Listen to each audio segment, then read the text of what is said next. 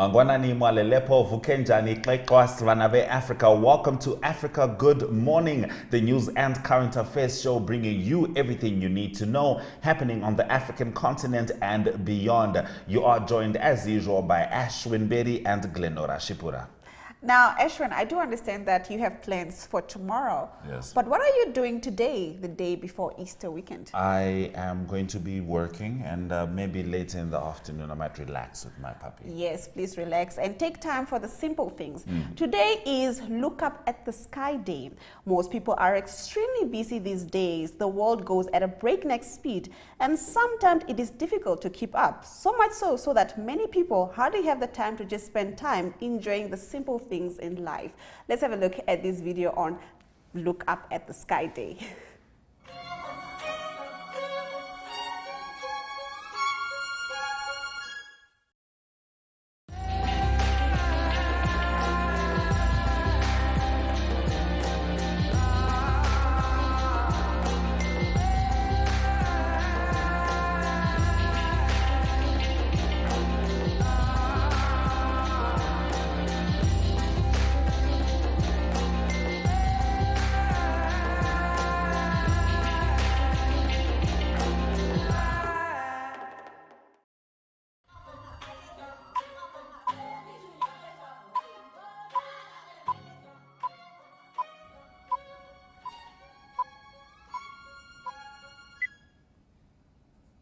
Today is Thursday, the 14th of April, and these are your top stories. Kenya declines Ukraine's request to address parliament. Kenya has declined a request from Ukraine to address parliament as Nairobi officials fear being dragged into a conflict with the potential to hurt its bilateral ties with Kyiv and Moscow. The details emerged on Monday as Kenyan diplomats in Nairobi argued they have been doing enough already through the UN Security Council. Ukraine, which has been defending its territory against Russia's invasion, made the request to address the Kenyan bicameral House in February when Moscow launched what it called a military operation in that country. On Tuesday, a senior ministry official told the Business Daily there was no need to allow the speech, adding that the Kyiv should make use of the available diplomatic channels. Kenya is yet to grant two wishes critical to Kyiv, a top-level meeting involving foreign ministers and the speech to parliament. While place sources on Monday told the Business Daily that for 2 months, Ukraine's ambassador to Kenya, Andriy Pravednik, has been seeking to meet with Kenya's Foreign Affairs Cabinet Secretary, Rachel Omamo, in vain. In our next story, 3 children drowned in abandoned pit in Ghana.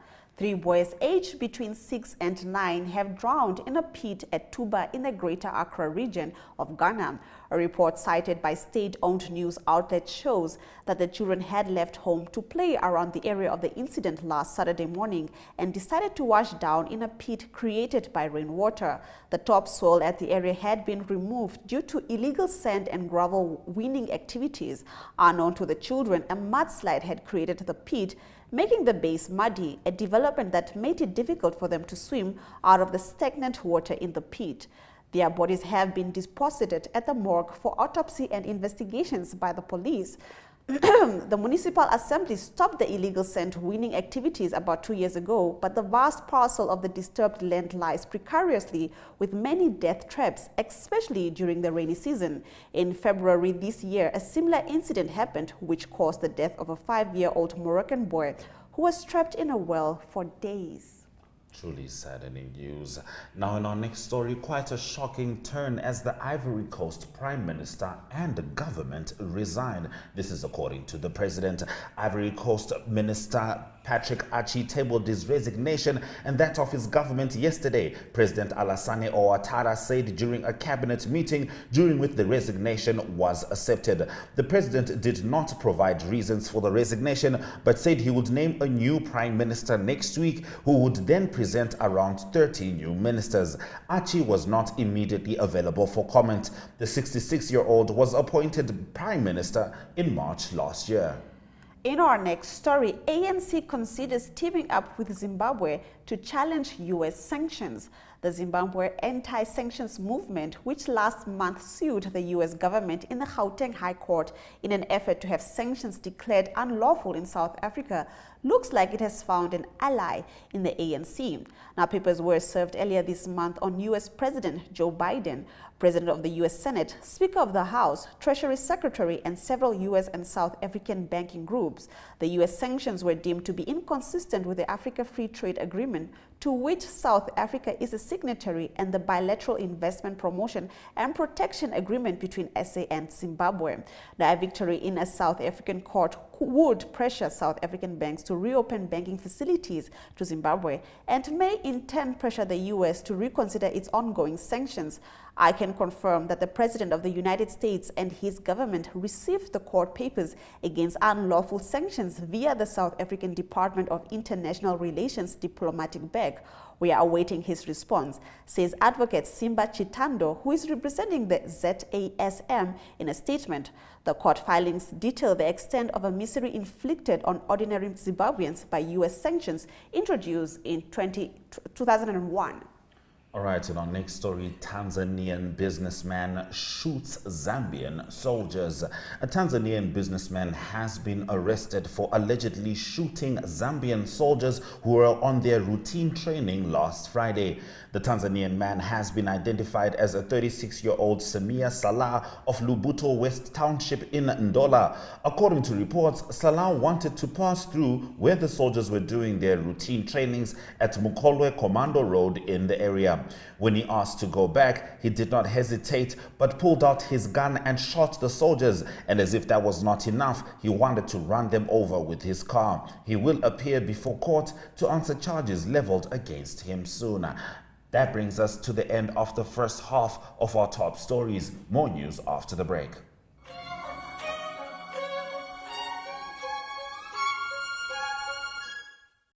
Got me feeling fresh.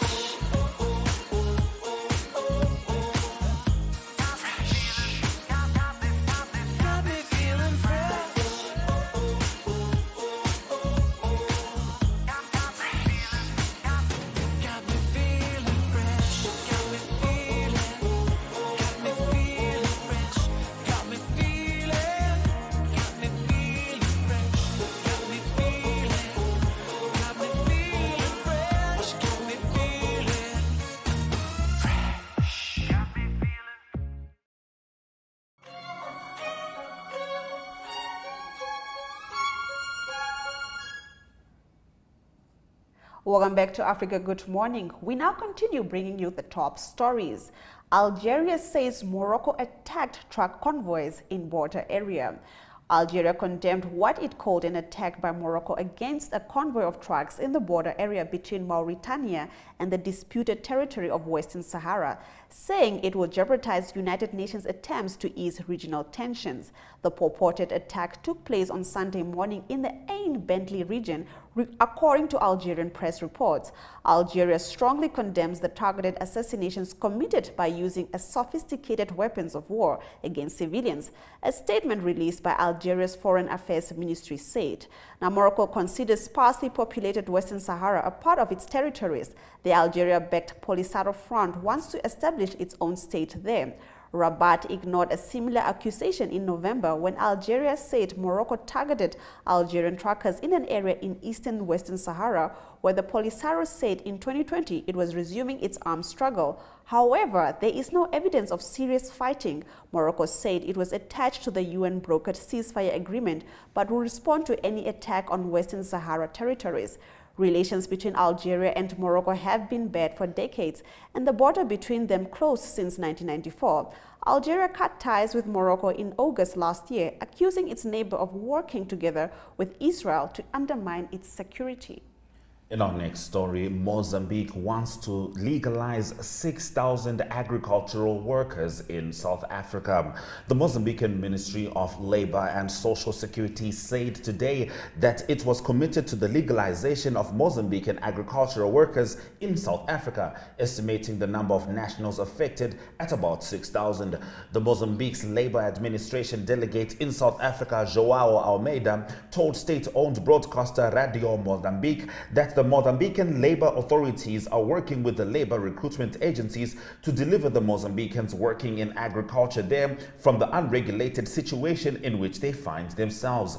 The official pointed out that the number of Mozambicans living and working on South African farms illegally represents 2/3 of a total of about 9,000 deployed in the sector in the neighboring country. In addition to agriculture, thousands of Mozambicans work in the mining sector in South Africa, a country with one of the largest economies on the continent, and many more in informal trade.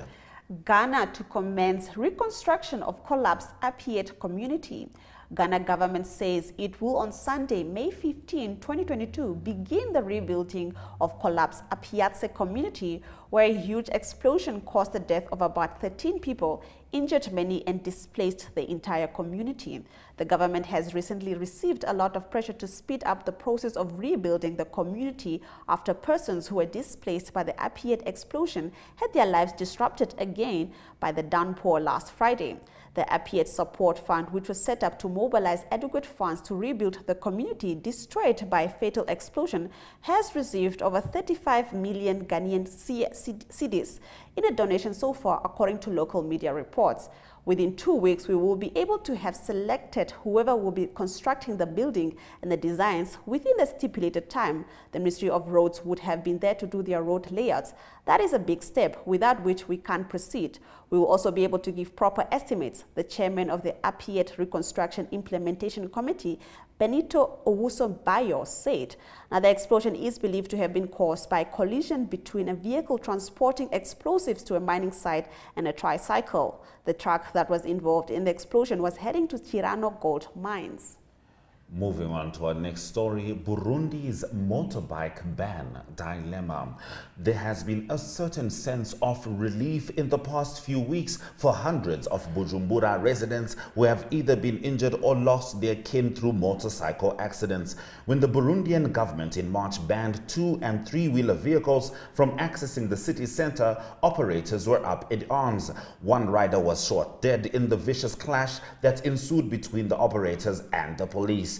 Few accident victims returned to their normal lives in the aftermath of motorcycle crashes. The World Bank lists Burundi as one of the 10 poorest countries in the world. Many youth have no jobs and resort to riding motorcycles to earn a living.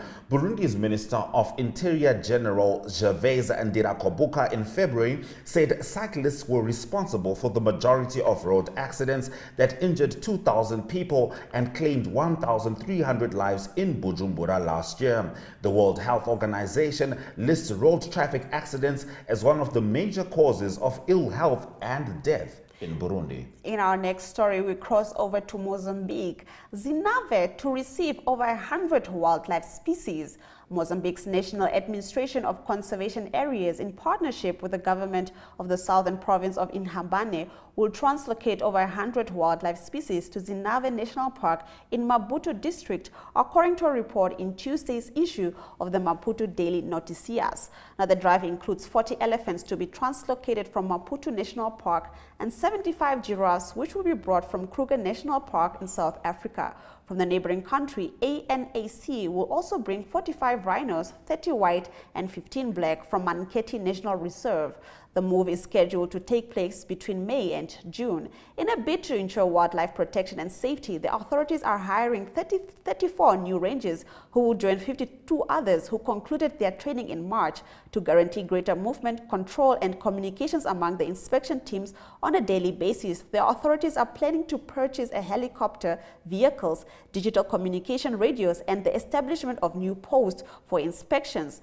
Now, the Zinave National Park management is also expanding the wildlife sanctuary from the current 18,600 hectares to 30,000 hectares so that it can host other animals. That brings us to the end of our top stories. Now, obviously, observing the fuel price increases has been frustrating. But according to Simone Storm economist, Theo Klein, he thinks that you may need to brace yourselves for even more. We'll be looking at that after the break.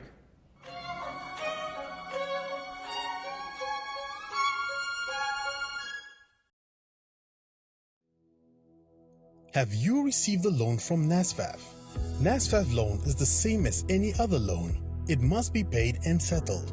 NASFAF has a set of guidelines on how you can repay your loan and become debt-free. Therefore, it is important that you, a former beneficiary and a responsible Namibian, show your patriotism by helping pay back your loan and thus helping NASFAF become a revolving fund for the benefit of future potential students. By failing to pay back your NASFAF loan, you risk being blacklisted or having a court order against you. So arrange with the fund to pay back your loan today.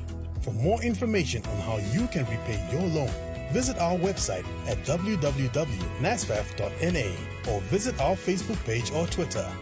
Do the right thing and hashtag payback the money.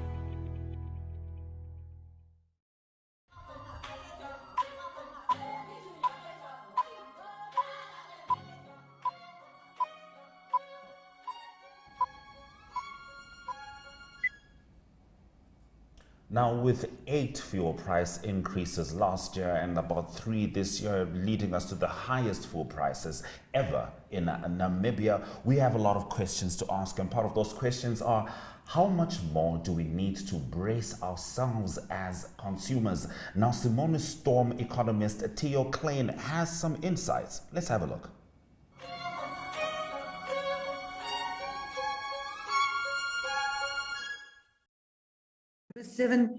Studio. Thank you, Theo Klein, economist from Simone Storm. Thank you for having me, Jo Marie. Nice to be back. Theo, you did a very interesting analysis, or rather putting the whole issue into perspective when it comes to the current fuel price, absolute hectic runaway train kind of thing, which of course doesn't just affect Namibia, but it affects everybody. But coming back to the Namibian situation, share with us your thoughts, please. Yeah, I think, Jo Marie, the higher oil prices is sort of the tide that lifts all boats, as I'd like to say, with regards to inflation. Oil is used so widely in all industries across the economy. And it obviously is for some a cost for their business, an input cost, and for others, for households, for example, we consume it to, drive our cars every day and go about our jobs and seeing families and so forth. So that's why I say it really does affect everyone across different sectors of our economy. And I think we did talk about potential geopolitical tensions between Russia and Ukraine last year. Obviously, I think not a lot of people would have foreseen a war breaking out so soon. And I think that oil price shock did sort of come as somewhat of a surprise, if I must be honest. But we've at least had some sort of respite in the fact that oil prices have come down quite significantly from their highs of about $127 per barrel. And I think there COVID was actually a positive, because it sort of provided relief to the rest of us, because as China went on lockdown, obviously China being the world's biggest consumer of oil, we then do expect demand for oil to decrease while they are in lockdown. And we know how draconian the lockdown rules are in China, that people are not allowed to leave their houses. We have the military delivering food to people's houses, that they can't even go out and buy groceries. So with that, the market then quickly went down or corrected the price of oil from 127, and I mean today we're at about $105 per barrel. So I think that at least provided some relief to us, because we forecasted much higher inflation, a number that might shock a lot of people, and I might be told that I'm quite ridiculous for forecasting that inflation for Namibia. But we forecasted much higher inflation as a result of seeing oil prices between $140 and $150 per barrel. There was earlier this year, foreign economists saw global oil prices between $180 and $200 per barrel. I think that would have seen petrol prices in South Africa just over 40 Rand per litre, and in Namibia probably between 30 and 35 Namibian dollars per litre. So I think the fact that China went on lockdown, that provided relief because we've seen oil prices coming down. Yes, locally fuel prices have increased significantly in Namibia. We're at the moment, we're about 51% higher for petrol in the last 12 months. And for diesel, it's 60% or about 61% in the last 12 months that we've seen higher prices there. So I think we would have, it is a shock for many Namibians, but it would have been a lot worse. For example, have we not seen China go on lockdown?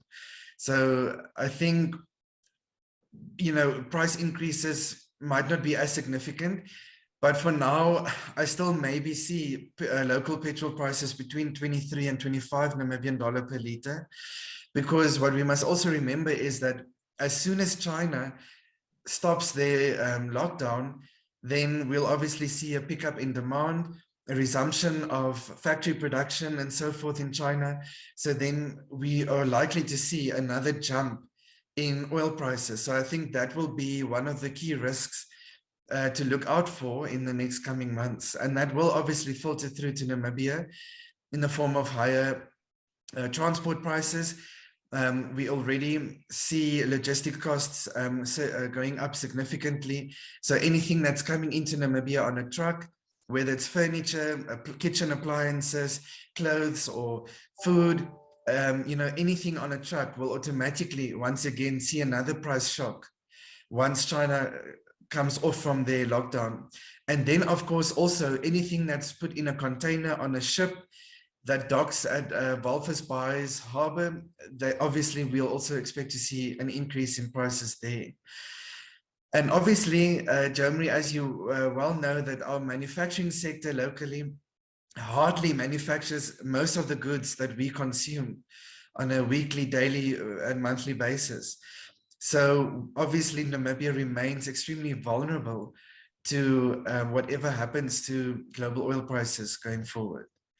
Theo, as always, thank you very much for your insights.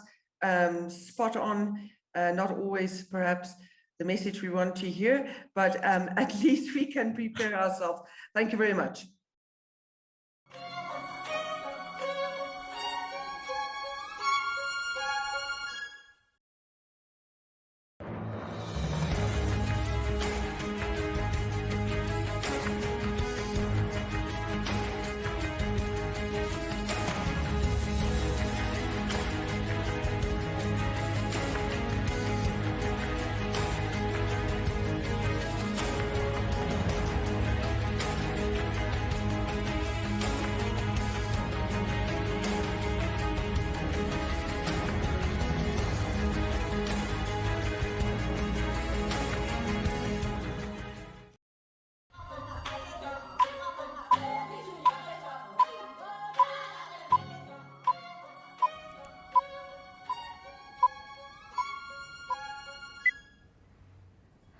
Welcome back to Africa Good Morning, and thank you for staying with us. We now cross over to the House of Stone, bringing you the latest news with our correspondent, Talent Gore. Good morning, Talent. Good morning, Glenora. Good morning, Ashwin. How are you doing this morning? We're doing just fine. Now, I understand that there's a new COVID-19 variant which was detected in Botswana, and that could get into Zimbabwe. Can you tell us more? The Zimbabwean government is taking precautions to curb the spread of the new B.A4 and B.A519 variant, which was recently detected in Botswana. This comes amid fears that the variant could also affect Zimbabwe ahead of the Easter holiday, where large gatherings are expected. The fear has been compounded by the approaching winter season, in which the pandemic is known to thrive. In an interview, National COVID-19 Coordinator in the Office of the President, Dr. Agnes Mahomba, said that authorities had put in place enough measures to ensure the safety of Zimbabweans. So the government is saying that they have put in place measures to ensure that the new COVID-19 variant cannot affect Zimbabweans, and they are saying that as the government, they are very prepared for any new variant that might be detected in the country. They are saying that the new variant will not weaken will not weaken Zimbabweans, because most of the population is now vaccinated, even though they have not vaccinated 60% herd immunity in which they had anticipated to vaccinate. So the government is saying put in place measures to make sure that the new variant cannot affect as much as is anticipated to affect us. All right. Now, Talent, more than 22,000 teachers and headmasters are being investigated for failing to report to work. Could you tell us about that? Apparently, more than 22,000 teachers and headmasters are being investigated for failing to report for work, while 220 have been suspended since schools opened in February. Since the reopening of schools on February 7, some teachers have not reported for duty, citing incapacitation due to police. So the teachers are demanding to be paid the pre-October 2018 salary of 540 United States dollars. And in response, the government, in response to the teachers not responding to duty, not reporting for work. All right, we seem to be having issues crossing over to Talent. She was just highlighting about how more than 22,000 teachers and headmasters right now are being investigated for failing to report to work. And she was also going to talk about climate change and how it is impacting Zimbabwe. Speaking of climate, let's have a look at your weather forecast up next.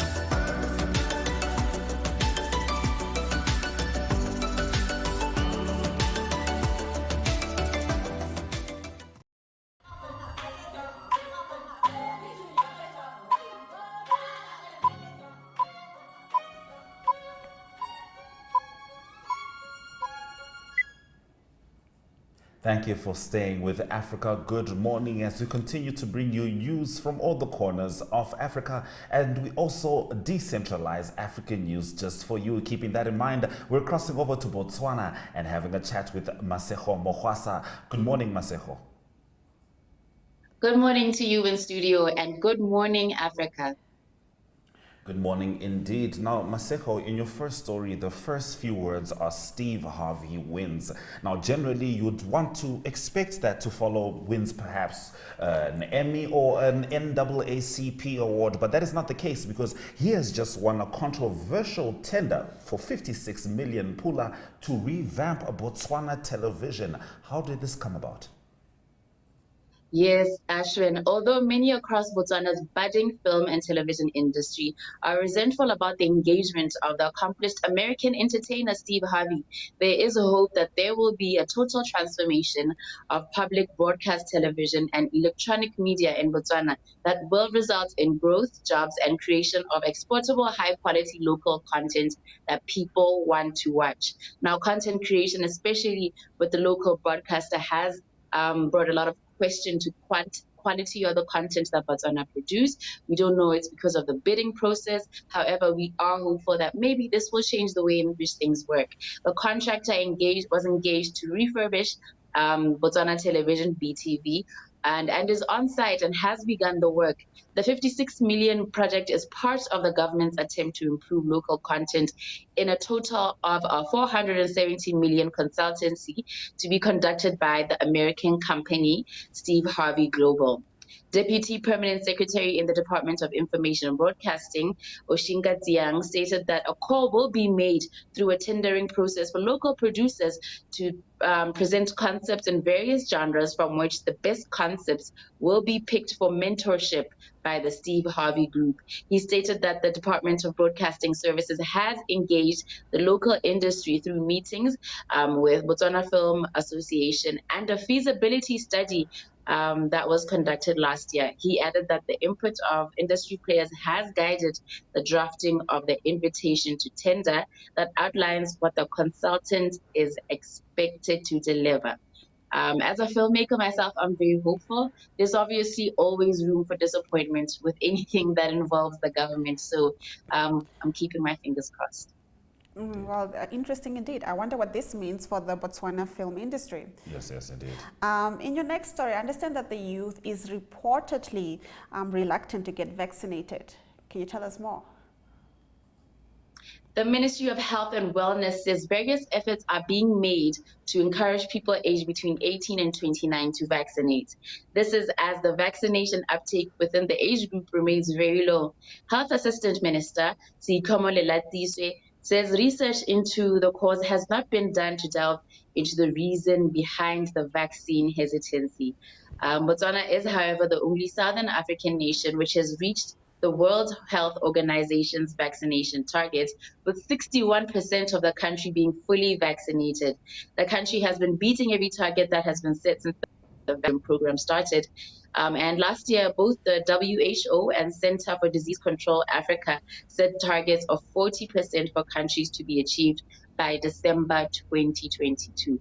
I don't know about you guys in studio, but I do know that a lot of young people are hesitant because of rumors and some of them being confirmed by the government that some of these vaccines are nearing expiration, and nobody wants that kind of stuff in their bodies. But I do hope that it gets resolved soon. Oh, certainly. It's something that needs to be sorted out all the way from the top. Now, President Masisi accuses members of opposition of insulting him in parliament. Could you expand on that, Maseho?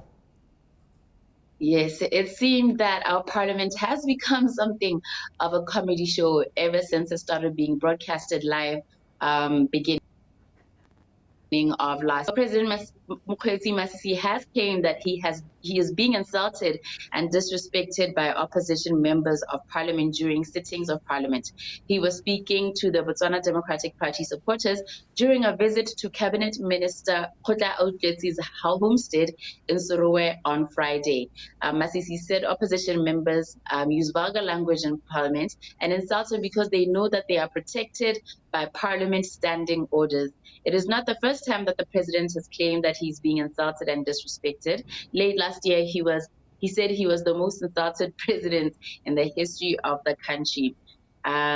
Presidential Affairs Minister Gabo Moraing recently threatened those who are disrespecting the president, saying if the trend continues, the government will be left no choice but to take action. Now, this does bring about the question about freedom of speech versus just outright disrespect. It'll be interesting to see how this gets resolved, because I know a lot of parliament sittings on the continent and actually across the globe get pretty messy. Indeed, because especially the political ego is quite fragile. Thank you very much, Maseho, for bringing us the news stories from Botswana. Thank you for having me. And until I see you next time, I hope you enjoy your Easter holidays. We certainly hope to do so, and we hope you enjoy your Easter holidays as well. Right now, we're going to take a short break before we swing over into your economic news stories.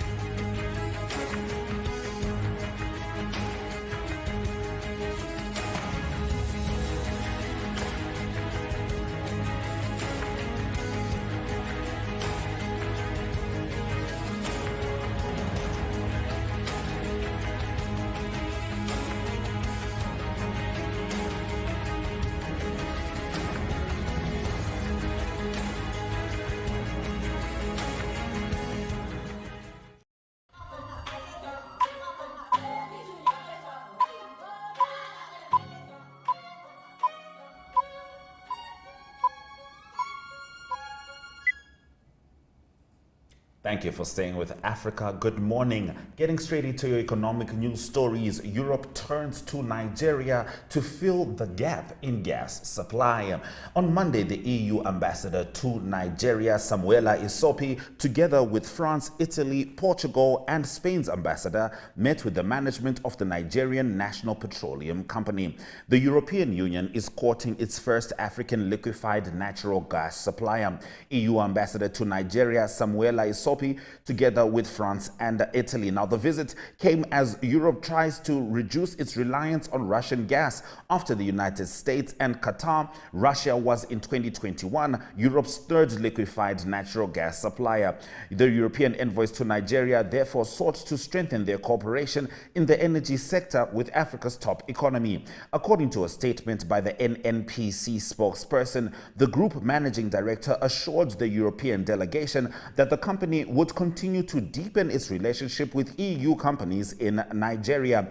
He added the company would work particularly towards increasing gas supply to the global market. The same day, Italy secured a deal with Algeria for more natural gas imports. Since the conflict between Russia and Ukraine broke out in February, Europe has turned towards different African partners to reduce dependence on Russian energy. Nigeria and Algeria are the biggest African liquefied natural gas suppliers to the old continent. You know, Glenora, this begs the question. For a long time, Europe and Russia have not been collaborating and have had peaceful relations with Africa. Why were we not the first option? Questions that need answers. We'll see. In our next story, we are crossing over to Mozambique. Fuel operators want further price hikes. Now, fuel operators in Mozambique want to increase fuel prices by more than 10 meticais. They say that the rise does not have to be imposed all at once and suggest that readjustments to reduce the losses they have been registering be imposed monthly. Now, it hasn't even been 30 days since fuel became more expensive in Mozambique, and it looks like more price hikes could be on the cards if the Mozambican Association of Fuel Companies manages to convince the Energy Regulatory Authority on the matter. Meanwhile, fuel operators are fully aware that Mozambicans do not have enough money to support such a sudden rise, especially in a context where the impact of the last rise is still affecting several sectors. Now, as a solution, the operators suggest that the government, through the Energy Regulatory Authority, carry out the application of the law, which provides for the monthly update of the fuel prices chart based on their variation in the international market over the previous 2 months. Now, according to the Ametropole, this trend is not just linked to price rises due to the Russia-Ukraine conflict, not least because at the moment, Brent crude oil, which is what we use in Mozambique, is now being sold at $100 per barrel, having hit $130 in the days immediately after the Russian attack. Now, the rise in price does not take place because the fuel operators and the government made an agreement based on which the operators would keep the price stable at domestic level, and the executive would pay for the difference with a subsidy, which didn't happen. This led to the government accumulating a debt of around $120 million to the Ametropole. As a result, there is a risk that Mozambicans will be the main victims of this abortive deal.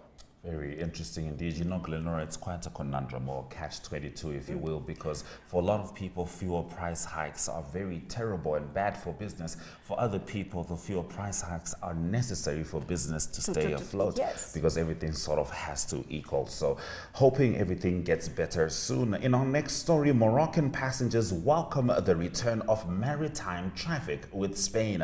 Shipping companies are gradually resuming passenger transport between Moroccan and Spanish ports, which was suspended since 2020. This stands as another sign of the normalization of diplomatic ties between the two countries.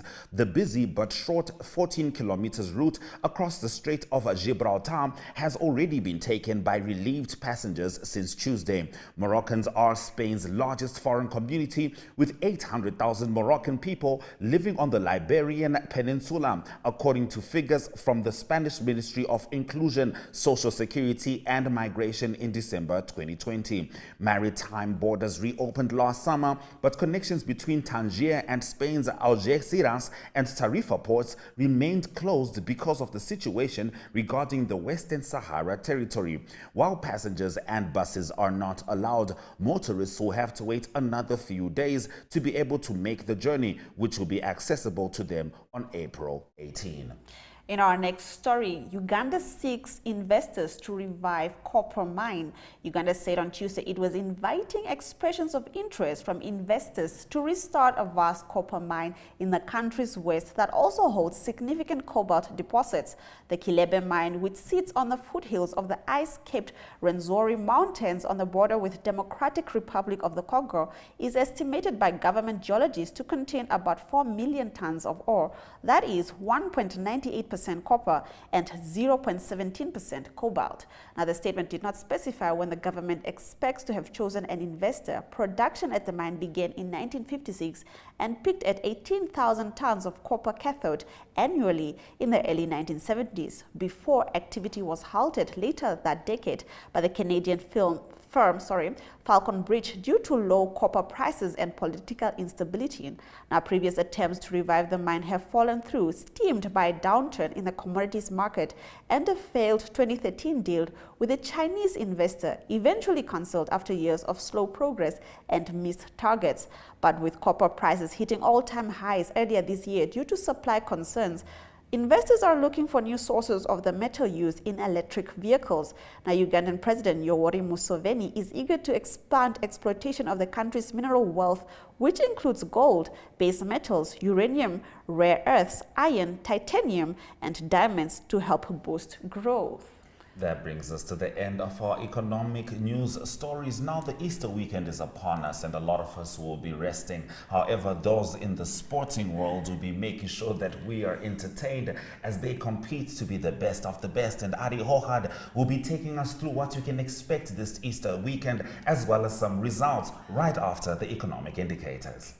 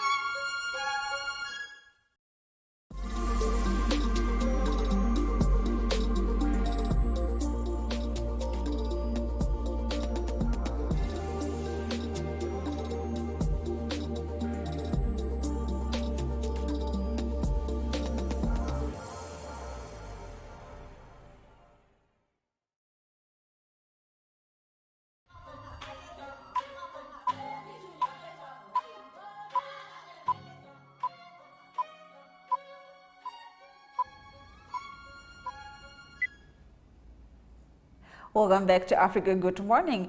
As Ashwin previously mentioned, for all the sports lovers out there, here is your sports update.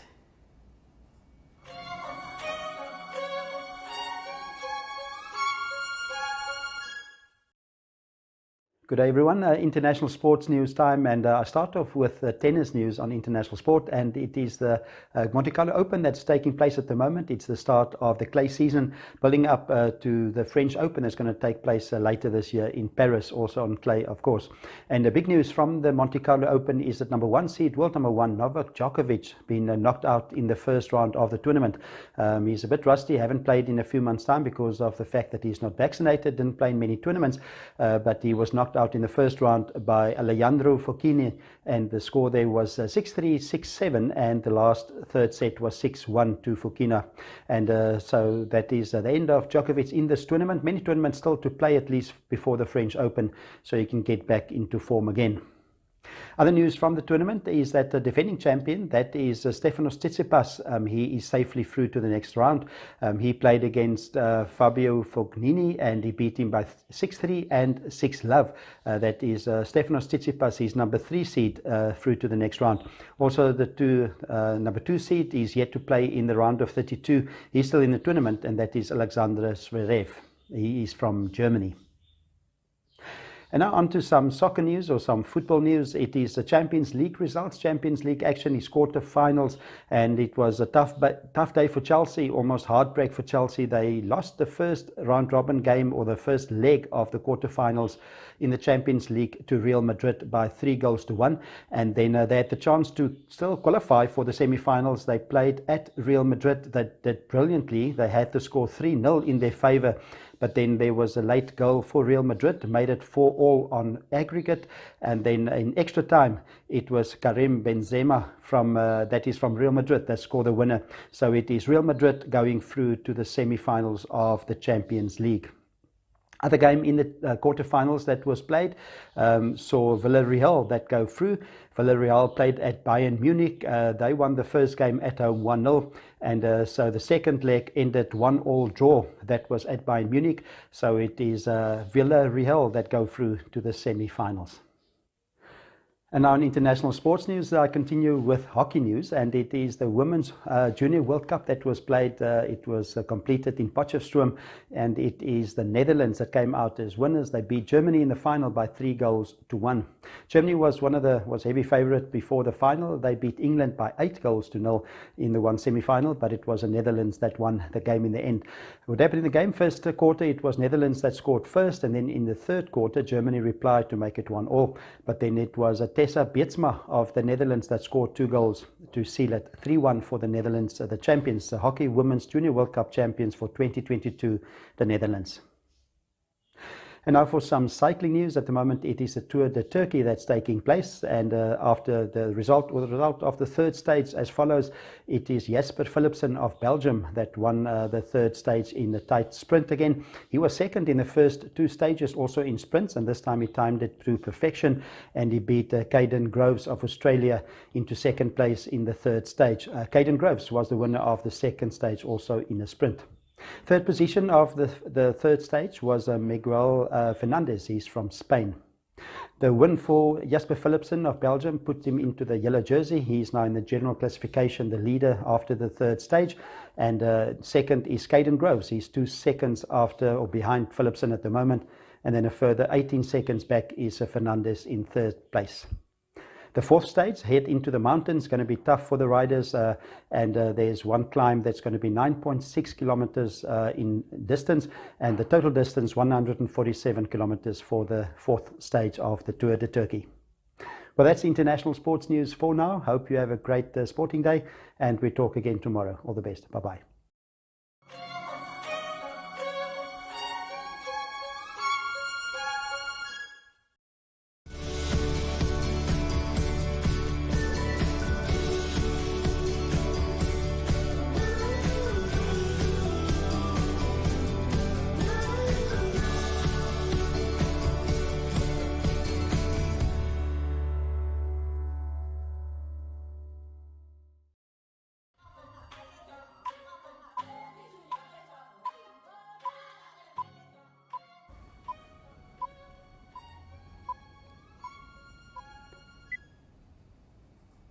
Thank you for staying with Africa. Good morning. Now, if you perhaps missed our top stories at the top of the hour, worry not. Here are some of the headlines.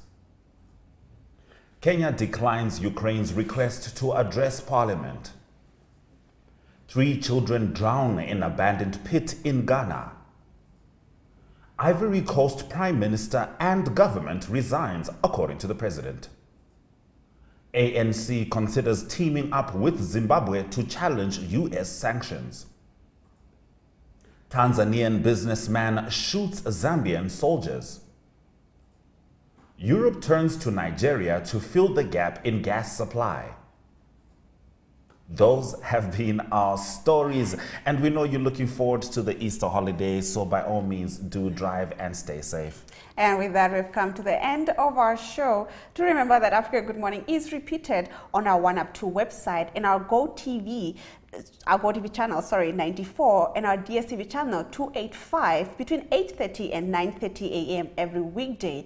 Now, if you happen to have any comments regarding our show, do share them with us on our Twitter and Facebook pages. And if you have any photos or videos of happenings in your parts of Africa, share them with us and we'll gladly include them in our program. My name is Glenora Shipura. And my name is Ashwin Berry. The Shona Seva Kaona na Havashayane. Those who have found each other can never lose each other. See you after Easter.